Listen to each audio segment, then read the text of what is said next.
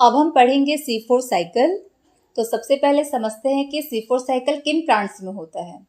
तो ऐसे प्लांट्स जो ड्राई ट्रॉपिकल रीजन के लिए एडेप्टेड होते हैं उनमें C4 साइकिल होता है, और ऐसे प्लांट्स को जिनमें C4 साइकिल होता है उन्हें हम C4 प्लांट्स कहते हैं, जैसे कि मेज, सॉर्गम यानी ज्वार।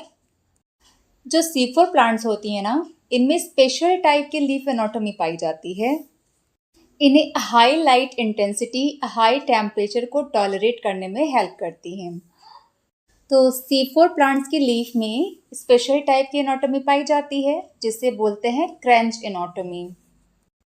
क्रेंच का अर्थ है रीथ, मीनिंग मोतियों की माला। यहाँ पर जो सेल्स होती हैं उनका अरेंजमेंट मोतियों की माला के जैसे होता है। देखो, आप इस फिगर में ऑब्जर्व करो, यहाँ पर सेंटर में क्या है? बंडल, वैस्कुलर बंडल है, और इसको सराउंड किए हुए हैं बंडल शीथ सेल्स, है ना। तो बंडल शीथ से सराउंड किया हुआ है, और इनका भी अरेंजमेंट कैसे है? मोतियों की माला की तरह। और इसके सराउंड में देखो, बंडल शीथ सेल्स को कौन कवर करके रखा हुआ है? Mesophyll cells. तो मेसोफिल्स भी यहाँ पर रेडियली अरेंज्ड हैं और बंडल शीथ को सराउंड किए हुए हैं। तो यहाँ पर सेल्स का अरेंजमेंट कैसा है? लाइक अ रीथ, इसलिए इसको बोलते हैं क्रेंच एनाटॉमी। तो अब बंडल शीथ और मेसोफिल सेल्स में क्या डिफरेंस है ये देखते हैं। देखो, ये है मेसोफिल सेल और ये है बंडल शीथ सेल, और ये आपस में लिंक्ड हैं किसके थ्रू? प्लाज्मोडेस्माटा के थ्रू। बंडल शीथ के जो सेल वॉल है ये थिक होती हैं और गैसेस एक्सचेंज के लिए इम्परवियस होती हैं, यहाँ से कोई गैसेस एक्सचेंज नहीं हो सकता, और इनमें कोई इंटरसेलुलर स्पेस भी नहीं होता, no intercellular spaces. Bundle sheath cell में लार्ज नंबर ऑफ क्लोरोप्लास्ट पाई जाती हैं, और इन क्लोरोप्लास्ट में ग्रेनम नहीं पाया जाता है। इन्हें हम एक ग्रेनल क्लोरोप्लास्ट कहते हैं। यहाँ ग्रेना नहीं है और यहाँ स्ट्रोमा लैमेली होता है। और याद रखिएगा, स्ट्रोमा लैमेली है तो यहाँ पर साइक्लिक फोटोफॉस्फोराइलेशन होगा, यानी कि उस प्रोसेस से एटीपी का प्रोडक्शन यहाँ पर होगा। जबकि मेसोफिल सेल में क्लोरोप्लास्ट नंबर बहुत कम होते हैं। तो मेसोफिल सेल में लेस नंबर ऑफ क्लोरोप्लास्ट पाए जाते हैं, और ये क्लोरोप्लास्ट नॉर्मल टाइप की होती हैं। इसमें ग्रेनम प्रेजेंट होता है। ग्रेनम है तो इसका मतलब थैलेक्वाइड है, और इसमें PS फर्स्ट PS सेकेंड दोनों होगा, तो साइक्लिक फोटोफॉस्फोराइलेशन भी यहाँ चलेगा। ठीक है, और इस प्रोसेस से क्या क्या बनता है? ऑक्सीजन, ATP, NADPH, ये सब मेसोफिल सेल में प्रोड्यूस होंगे। लेकिन यहाँ स्ट्रोमा में रुबिस्को एंजाइम नहीं पाया जाता।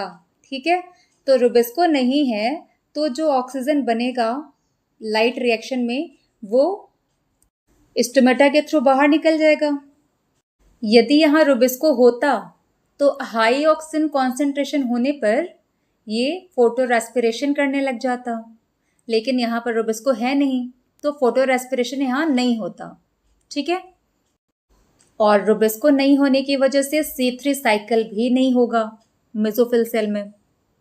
लेकिन यहाँ पर एक दूसरा एंजाइम पाया जाता है, पेप्केज, PEP कार्बोक्सिलेज, और ये C4 साइकिल के लिए इंपॉर्टेंट है। वहीं बंडल शीथ क्लोरोप्लास्ट में रुबिस्को प्रेजेंट होता है और यहाँ पर C3 साइकिल चलेगा। मतलब आप एक बात तो जानते रहिए कि C3 साइकिल एक यूनिवर्सल साइकिल है, जो C3 प्लांट हो, C4 प्लांट हो, सभी जगह चलता है। तो अब हम C4 साइकिल के वेरियस स्टेप्स को समझते हैं। देखिए, इसमें पहला स्टेप है कार्बोक्सिलेशन का।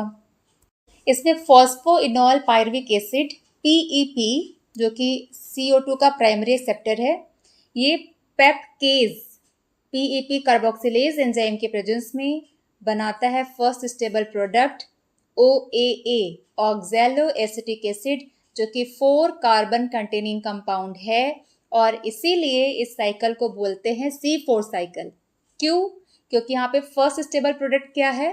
4 कार्बन कंटेनिंग कंपाउंड OAA, इसीलिए इसको बोलते हैं C4 साइकिल।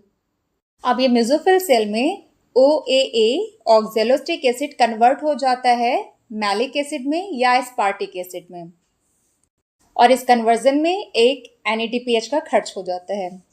यूज हो जाता है। मैलिक एसिड भी 4 कार्बन कंपाउंड है। अब इसका ट्रांसपोर्टेशन होता है। अब ये ट्रांसपोर्ट होगा बंडल शीट सेल में और यहाँ होता है डिकार्बोक्सिलेशन, जिसमें मैलेट से एक CO2 बाहर निकल जाएगा और ये बनाएगा 3 कार्बन कंपाउंड पायरुवेट और यहाँ पर एक NADPH का प्रोडक्शन होता है और ये CO2 C3 साइकिल में एंटर कर जाएगा और यहाँ पर ग्लूकोज का प्रोडक्शन होता है।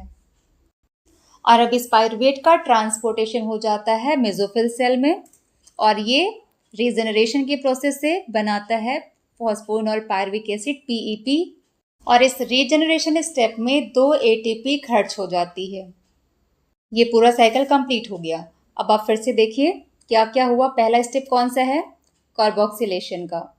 इसमें क्या हुआ? PEP CO2 को रिसीव किया और पेप केस के प्रेजेंस में बनाता है OAA। क्या है ये? ऑक्जेलो एसिटिक एसिड।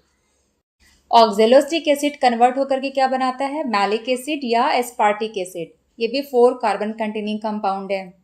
अब सेकेंड स्टेप क्या है? ट्रांसपोर्टेशन।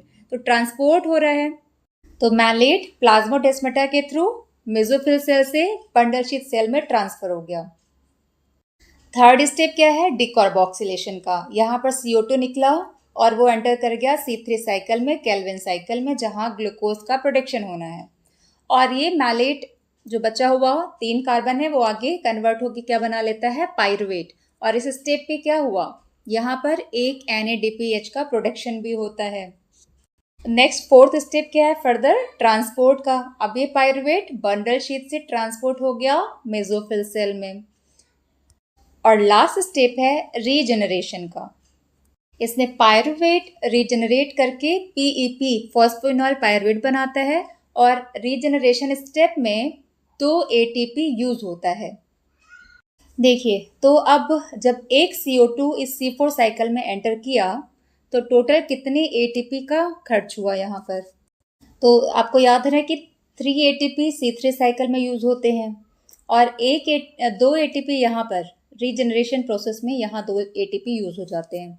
तो टोटल 5 ATP यूज होता है 1 CO2 के एंटर होने पर C4 साइकिल में। और NADPH कितना यूज हुआ? 2 NADPH, वो भी C3 साइकिल में जो 2 NADPH यूज होते हैं बस वही।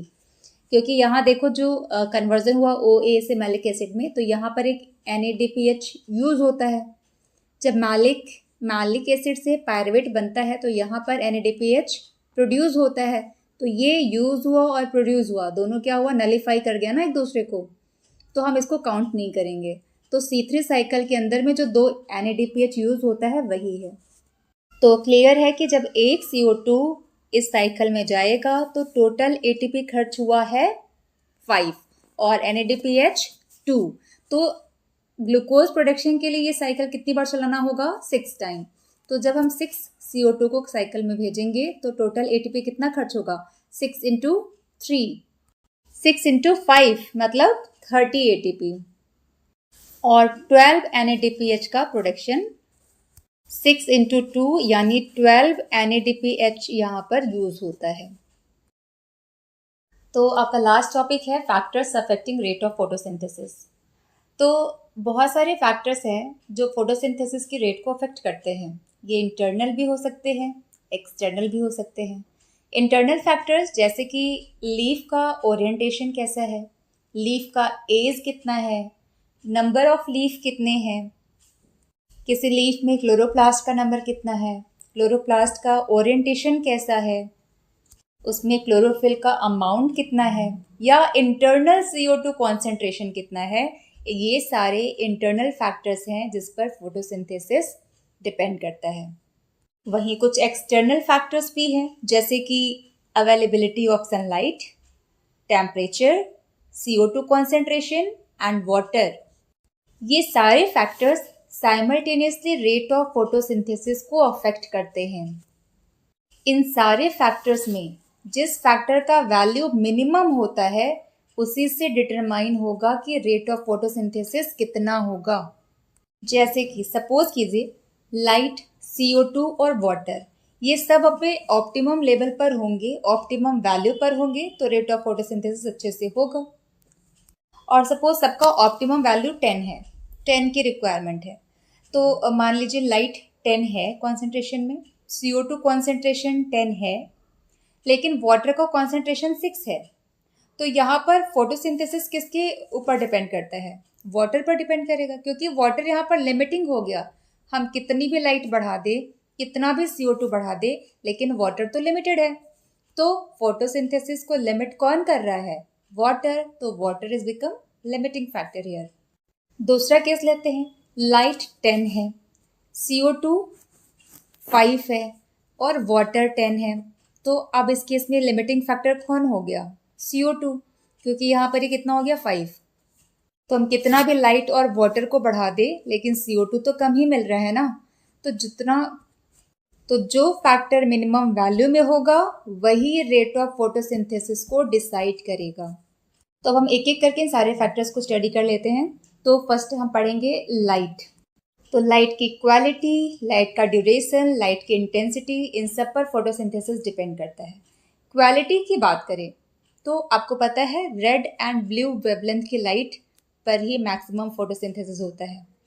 सेकेंड है लाइट का ड्यूरेशन, जिसे हम फोटो पीरियड कहते हैं। तो कुछ प्लांट होते हैं जिन्हें लॉन्ग डे सनलाइट चाहिए होती है, जैसे समर सीजन क्रॉप्स होते हैं। जो कुछ प्लांट होते हैं जो शॉर्ट टाइम के लिए लाइट चाहिए होती है, जैसे विंटर सीजन क्रॉप्स होते हैं। अब इंटेंसिटी देखिए, ये रेट ऑफ फोटोसिंथेसिस को कंट्रोल करता है। जब मिनिमम इंटेंसिटी ऑफ लाइट होती है तो रेट ऑफ फोटोसिंथेसिस बहुत मिनिमम होता है। जैसे जैसे इंटेंसिटी इंक्रीज करते हैं, रेट ऑफ फोटोसिंथेसिस इंक्रीज करता जाता है। लेकिन एक टाइम के बाद हम कितना भी इंटेंसिटी बढ़ा लें, फोटोसिंथेसिस की रेट इंक्रीज नहीं करती है, ये कांस्टेंट हो जाती है। और एक पॉइंट आता है जहाँ पर सैचुरेशन पॉइंट होता है। इस जगह पर फोटोसिंथेसिस अपने मैक्सिमम रेट पर पहुँच चुका होता है, इससे ज़्यादा वो इंक्रीज नहीं कर सकता। और इस पॉइंट पर लाइट लिमिटिंग फैक्टर नहीं रह जाता। अदर फैक्टर्स जैसे कि CO2 कॉन्सेंट्रेशन, वाटर, ये सब लिमिटिंग फैक्टर हो सकते हैं यहाँ पर। और अब सेकंड है CO2 कॉन्सेंट्रेशन। तो CO2 कॉन्सेंट्रेशन बढ़ाने पर भी रेट ऑफ फोटोसिंथेसिस इंक्रीज होती है, लेकिन जब ये सैचुरेशन पॉइंट पर पहुंच जाता है, यानी कि मैक्सिमम CO2 का वो कॉन्सेंट्रेशन जिस पर फोटोसिंथेसिस अपने मैक्सिमम लेवल पर पहुंच चुका होता है, यानी कि फर्दर CO2 कॉन्सेंट्रेशन अब बढ़ाएं तो यहाँ कोई इंक्रीज रेट ऑफ फोटोसिंथेसिस में नहीं होने वाली।